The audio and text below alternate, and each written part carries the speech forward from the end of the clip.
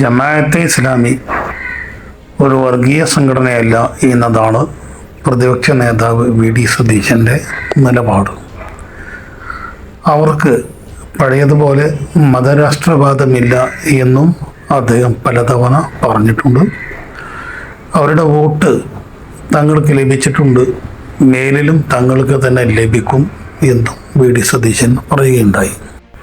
നിലമ്പൂരിലെ നിയമസഭാ ഉപതെരഞ്ഞെടുപ്പിൻ്റെ വേളയിലാണ് ജമാഅത്തെ ഇസ്ലാമിയെ പുകഴ്ത്തിക്കൊണ്ട് വി.ഡി. സതീശൻ പരസ്യമായിട്ട് ഒരു പ്രസ്താവന നടത്തിയത്.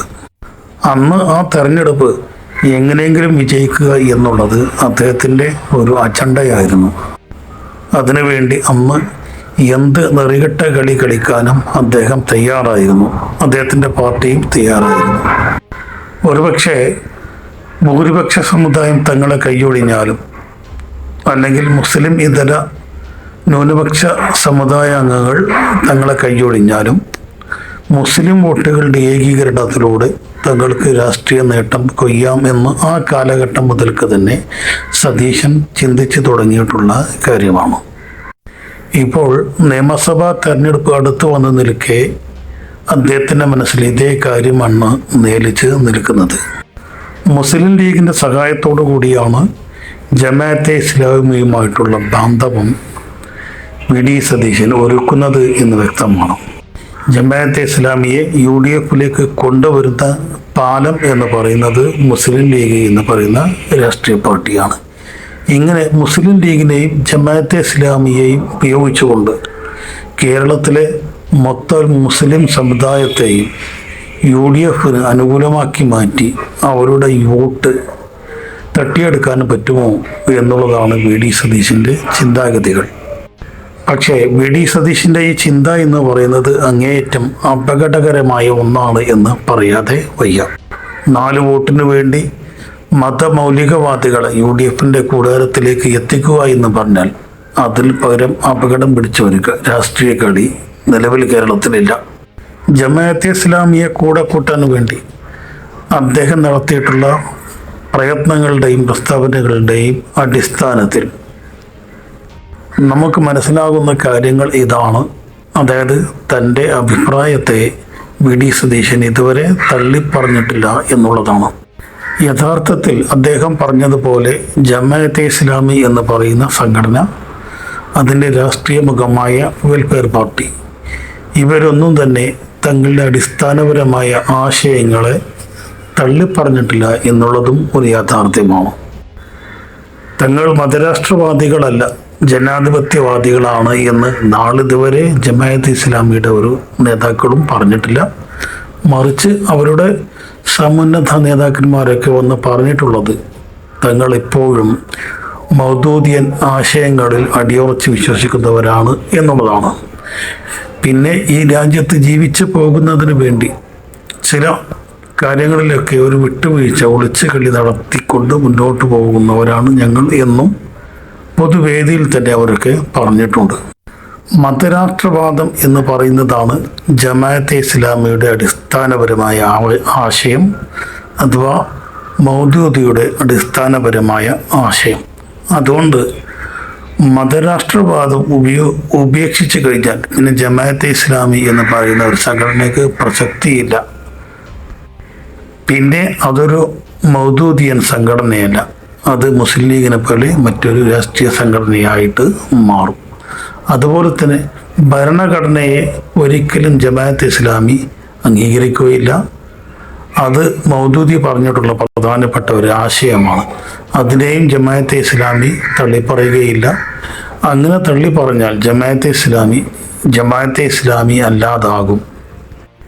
അതുപോലെ തന്നെ ജനാധിപത്യ പ്രക്രിയയിൽ പങ്കാളികളാകാതിരിക്കുക എന്നത് ജമാഅത്തെ ഇസ്ലാമിയുടെ മറ്റൊരു അടിസ്ഥാനപരമായ ആശയമാണ്. അതായത് തിരഞ്ഞെടുപ്പുകളിൽ അവർ മത്സരിക്കുകയില്ല. അതുപോലെ തന്നെ വോട്ടെടുപ്പിൽ അവൾ സമ്മതിദായകരായിട്ട് തങ്ങളുടെ കർത്തവ്യം നിർവഹിക്കുകയുമില്ല. എന്നിരുന്നാലും അവർ രാഷ്ട്രീയ പാർട്ടി രൂപീകരിച്ചുകൊണ്ട് നിലവിൽ തിരഞ്ഞെടുപ്പിനെയൊക്കെ അവർ സമീപിക്കുന്നുണ്ട്. അവരുടെ സ്ഥാനാർത്ഥികളെ തെരഞ്ഞെടുപ്പുകളിൽ മത്സരിപ്പിക്കാറുണ്ട്. അതിൻ്റെ ലക്ഷ്യം എന്ന് പറയുന്നത് ജനാധിപത്യത്തിലുള്ള വിശ്വാസം കൊണ്ടല്ല, മറിച്ച് നമ്മുടെ അധികാര രാഷ്ട്രീയത്തിൻ്റെ ഭാഗമാകാനുള്ള ശ്രമങ്ങളാണ് ഇതിന് പിന്നിലുള്ളത്. ഏതെങ്കിലും രാഷ്ട്രീയ സംഘടനകളുമായിട്ടും മുന്നണികളുമായിട്ടും ഒക്കെ സഹകരിച്ചുകൊണ്ട് തെരഞ്ഞെടുപ്പിൻ്റെ പ്രക്രിയകളിൽ ഭാഗമാകുക, അങ്ങനെ അധികാരത്തിലേക്ക് എത്തി ആ അധികാരം ഉപയോഗിച്ച് തങ്ങളുടെ ആശയം രാജ്യത്ത് പ്രചരിപ്പിക്കുക. ഇതാണ് അവരുടെ ഒരു രാഷ്ട്രീയ രംഗത്തെ നിലവിലെ പ്രവർത്തനത്തിൻ്റെയും രാഷ്ട്രീയ തെരഞ്ഞെടുപ്പ് വേളകളിൽ അവർ പങ്കെടുക്കുന്നതിൻ്റെയും ലക്ഷ്യം എന്ന് പറയുന്നത്. അതായത് നമ്മുടെ ജനാധിപത്യം, മതേതരത്വം മുതലായ ആശയങ്ങളെ, നമ്മുടെ ഭരണഘടനയെ അംഗീകരിച്ചുകൊണ്ടല്ല അവരുടെ രാഷ്ട്രീയ പ്രവർത്തനം എന്ന് പറയുന്നത് എന്നർത്ഥം. അവർക്ക് ഇതിനകത്ത് ഉള്ളത് ഗൂഢമായ ലക്ഷ്യങ്ങളാണ്. നമുക്കിവിടെ ജീവിച്ചു പോണ്ടേ, അതുകൊണ്ട് ഇതുമായിട്ടൊക്കെ നമ്മൾ സഹകരിക്കുന്നു എന്നാണ് അവരുടെ സമുന്നത നേതാവ് പ്രസ്താവനകളിലൂടെ പറഞ്ഞിട്ടുള്ളതായിട്ട് നമുക്ക് മനസ്സിലാക്കാൻ വേണ്ടി സാധിക്കുന്നത്. നമ്മുടെ നിയമസംഹിതകളെ അംഗീകരിക്കാതിരിക്കുക എന്നത് മൗദൂദിയുടെ പ്രധാനപ്പെട്ട ആശയമാണ്. ഒരു ഇസ്ലാമിക ഭരണം രാജ്യത്ത് നിലവിൽ വരുമ്പോൾ അതിൻ്റെ നിയമപ്രമാണങ്ങൾ എന്ന് പറയുന്നത് ഇസ്ലാമിക ശരീഅത്താവും. അതുകൊണ്ട് നമ്മുടെ ഭരണഘടനയെയോ നമ്മുടെ നിയമവ്യവസ്ഥിതിയോ അല്ല യഥാർത്ഥത്തിൽ ജമാഅത്തെ ഇസ്ലാമി പിൻപറ്റുന്നത്. അവരുടെ ഉള്ളിലുള്ള നിയമസംഹിത എന്ന് പറയുന്നത് അത് മുസ്ലിം ശരീഅത്ത് എന്ന് പറയുന്ന സംവിധാനമാണ്. ഇതൊന്നും മനസ്സിലാക്കാതെ 4 വോട്ടിന് വേണ്ടിയുള്ള അപകടകരമായ രാഷ്ട്രീയ കളിയാണ് നമ്മുടെ വി.ഡി. സതീശൻ നടത്തിക്കൊണ്ടിരിക്കുന്നത്. പക്ഷേ ഇതിനെ മറ്റുള്ള മുസ്ലിം സംഘടനകൾ തന്നെ നഖശിഖാന്തം എതിർക്കുന്നു എന്നുള്ളതാണ് നമുക്ക് മനസ്സിലാക്കാൻ വേണ്ടി സാധിക്കുന്നത്. മുസ്ലിം സമുദായത്തിൻ്റെ പ്രബല ശക്തിയായ സമസ്ത എന്ന് പറയുന്ന സംഘടനയും അതിൽ നിന്ന് തെറ്റിപ്പിരിഞ്ഞു പോയ AP വിഭാഗവുമൊക്കെ ജമാഅത്തെ ഇസ്ലാമിയുടെ ഈ ആശയങ്ങളെ അങ്ങേയറ്റം തള്ളി പറഞ്ഞിട്ടുണ്ട്.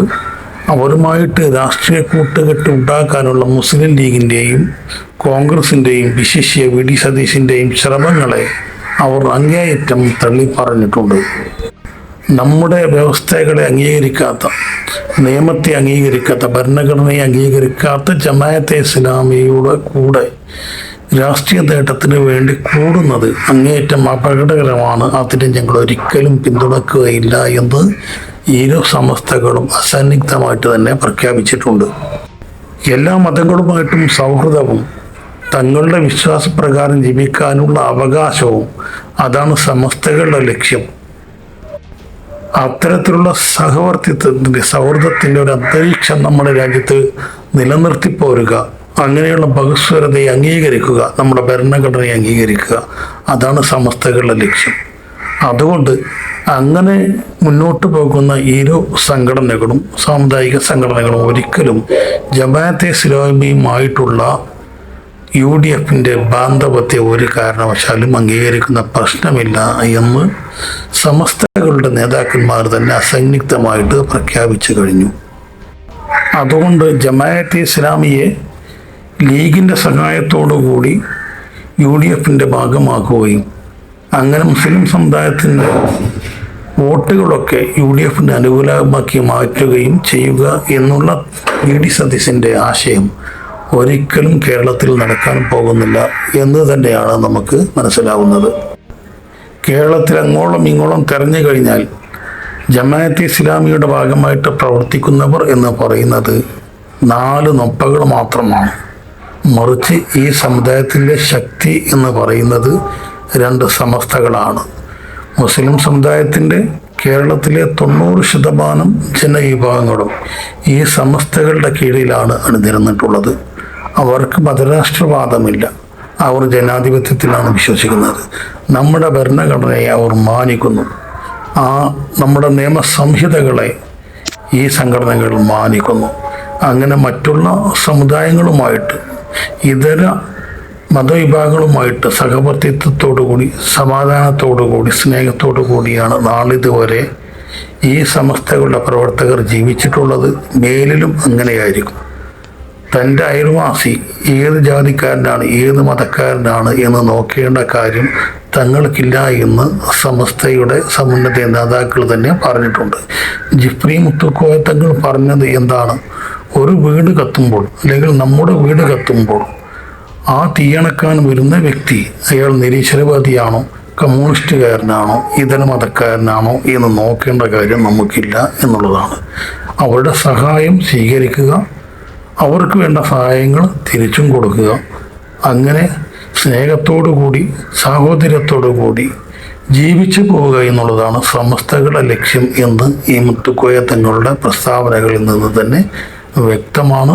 അതുകൊണ്ട് അടൂർ പ്രകാശും ആൻ്റണിയുമൊക്കെ UDF ക്ഷതം വരുത്തി മുന്നോട്ട് പോകുന്ന ഈ സമയത്ത് VD സതീശൻ അങ്ങ് കാസർകോട്ട് മുതൽ കന്യാകുമാരി വരെ ഒരു പുതിയ യാത്രയുമായിട്ട് മുന്നോട്ട് പോകുന്ന ഈ സമയത്ത് ഈ കാര്യത്തിൽ എന്താണ് തൻ്റെ നിലപാട് എന്ന് VD സതീശൻ ഈ ജാഥകളിൽ എവിടെയെങ്കിലും വ്യക്തമാക്കേണ്ടതുണ്ട്.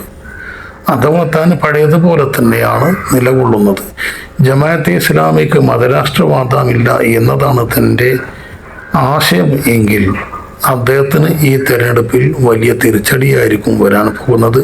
അദ്ദേഹത്തിൻ്റെ രാഷ്ട്രീയ ജീവിതത്തിൽ തന്നെ വലിയ തിരിച്ചടികൾ ഉണ്ടാകും എന്ന കാര്യവും വളരെ വ്യക്തമാണ്, ഉറപ്പാണ്.